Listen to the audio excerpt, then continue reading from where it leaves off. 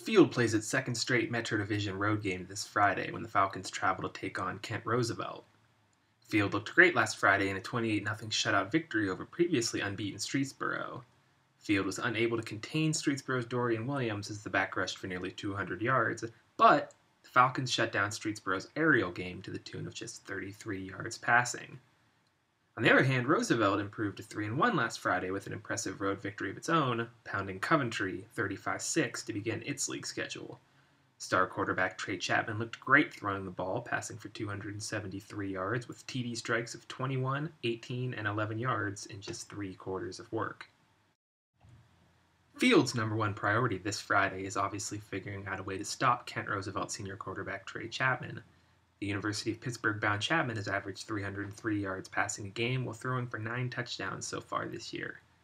If there is a positive for Field, it's that Chapman is not without flaw, as he has been intercepted 5 times so far this year, and at least once in every game. Kent Roosevelt likes to get after the quarterback and has already recorded 9 sacks through 4 contests. Defensive end Corey Spicer is the main offender for Kent Roosevelt, racking up a team-high 4 sacks with 2 sack efforts against Cuyahoga Falls and Coventry. Quarterback Preston Semler is improving each time he steps onto the field for the Falcons, but their quarterback is still a sophomore and Roosevelt should be a stiff test for him. Field senior running back Joe Simpson has been a pleasant surprise this year, not replacing departed Player of the Year Pat Boggs, but carving out his own niche as a talented back.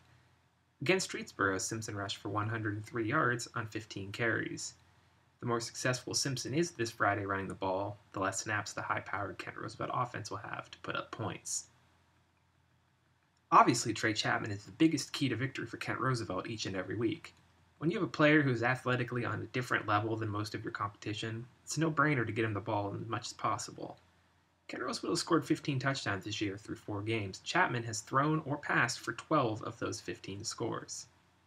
Speaking of scores, Field is playing the role of the road underdog this week, and nothing takes a road underdog out of his comfort zone faster than the home team putting up first quarter points.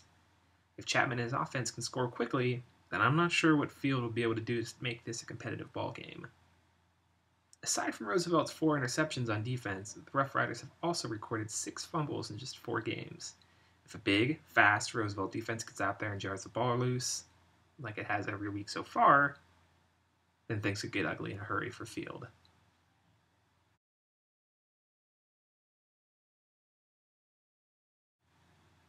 Before the season began, I don't know if I would have told people that I'd be putting a spotlight on a Wyndham game, but here I am. Credit to the Bombers, who are 3-1 on the season and have looked much improved under second-year coach Brian Kaiser.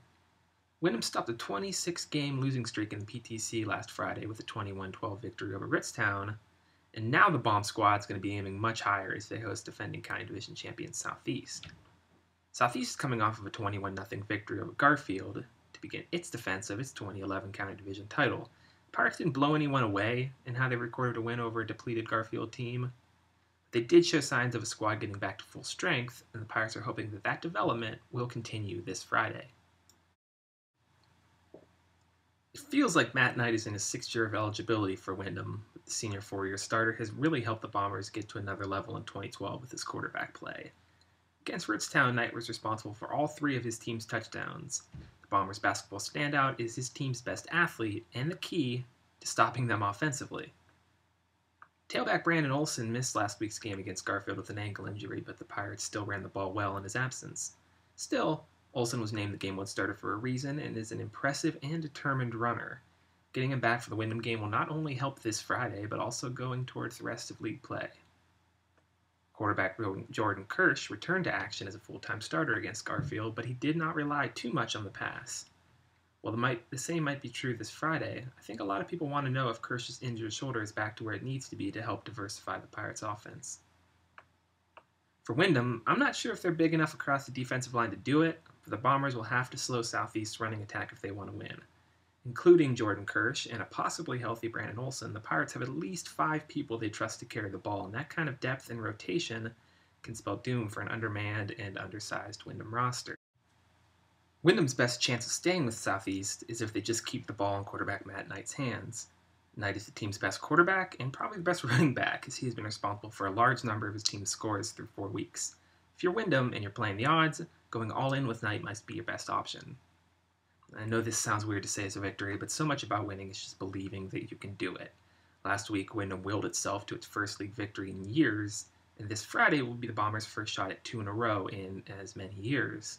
If you look at Wyndham on paper, against most of the other teams in the county, it's a mismatch in the other team's favor, but sometimes just wanting it more can get you through 4 quarters of play against a favored opponent.